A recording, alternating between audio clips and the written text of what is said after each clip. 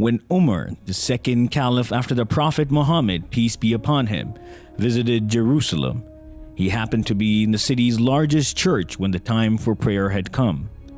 At that moment, the bishop offered him the chance to pray in the church.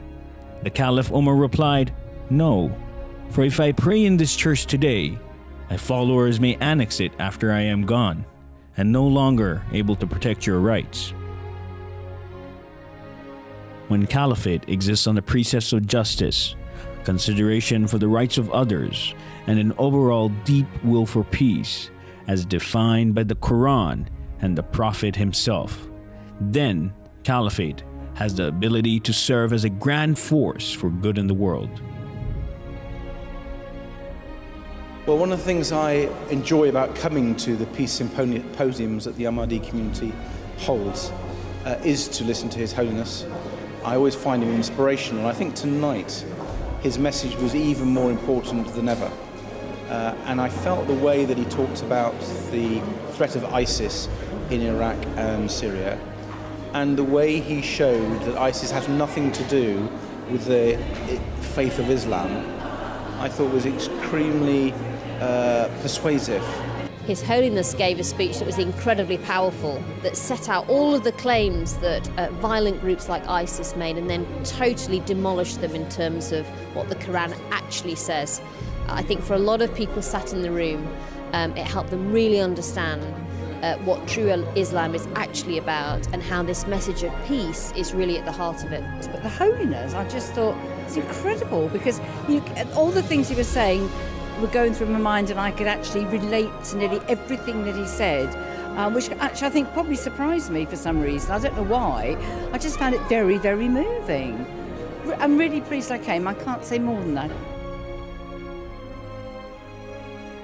He is known by world leaders for his humanitarian efforts and his mission for world peace, anchored by his famous slogan of "Love for all, hatred for none."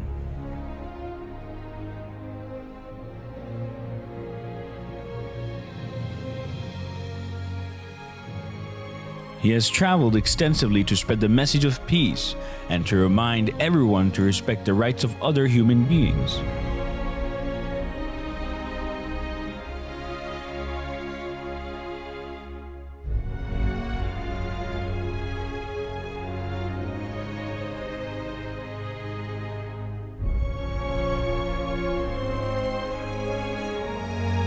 During these tours, His Holiness has met world leaders from the Far East to Europe, from North America to Africa, discussing the economic, social, and political problems facing the world today, and how to create peace and justice in the world.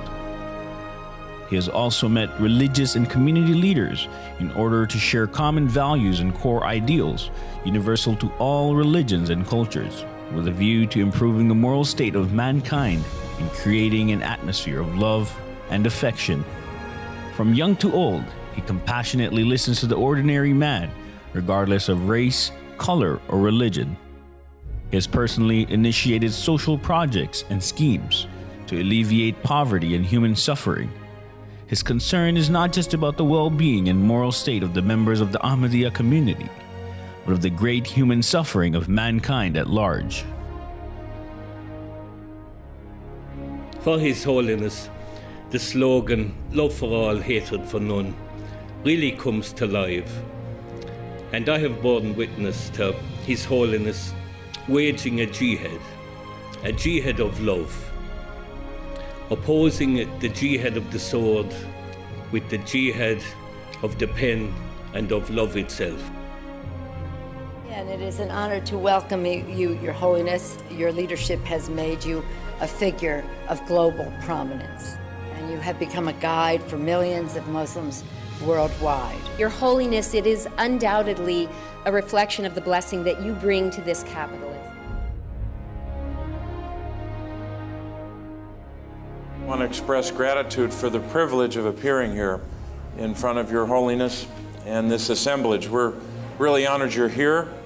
I was saying earlier that you brought the House and the Senate together. We should have you here more often, and we're grateful. I would like to pay an additional tribute to the work being done by Ahmadis in raising standards in Africa and particularly in education.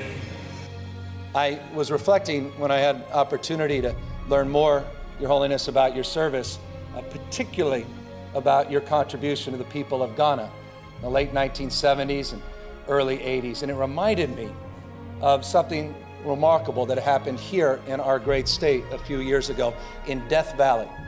You may even recall this. In the winter of 2004, there were 7 inches of rain that fell on Death Valley. A few months later, the spring of 2005, the entire valley was carpeted with flowers. And it was just a reminder that Death Valley wasn't dead, it was dormant. It was waiting for the seeds of possibility to be sown. And I think about, Your Holiness, the extraordinary work you did in Ghana, particularly your agricultural commitment, bringing wheat to the people of Ghana. It had never been done in the history of that country. You sowed the seeds of possibility, and it's a reminder to all of us as we deal with the issue of ignorance and poverty and disease, as you have committed your life to, that when the right conditions come along, success is irreversible. It's inevitable. Success simply will find its way. For all the events you go to, you will seldom see the golden key presented. Today you will see the golden key presented to you, Your Holiness.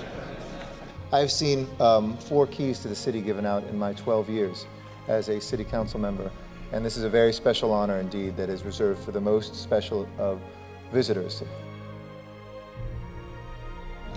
This hand shook the hand of His Holiness. I was just thrilled. Today, this man, Mirza Masroor Ahmed, worldwide head of the Ahmadiyya Muslim community, is the Caliph of Islam.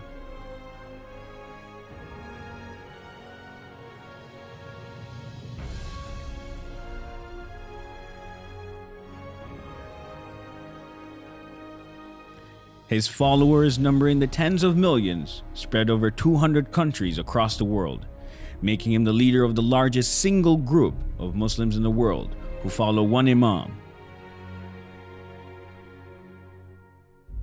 The Caliph, who has spoken at Capitol Hill, the British Parliament, the European Parliament, and has held court with dozens of world leaders, is celebrated as a champion of peace by leaders across the world.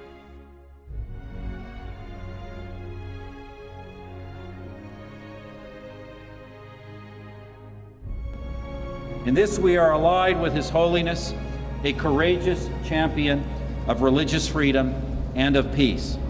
We especially applaud the Caliphate for denouncing those who pervert faith by claiming it as a justification for violence.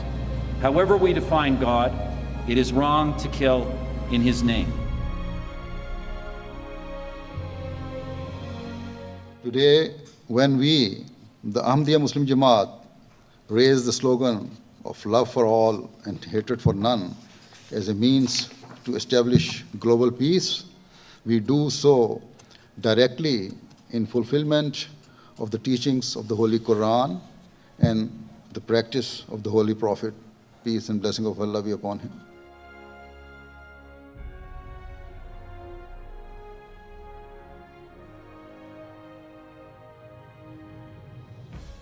I will, God willing, always continue to carry out my task and my responsibilities of promoting peace, tolerance, justice, and compassion to the corners of the world. I will continue to tell all people that in order to be relieved of the pain and suffering that we face today, we must adopt true justice and equality.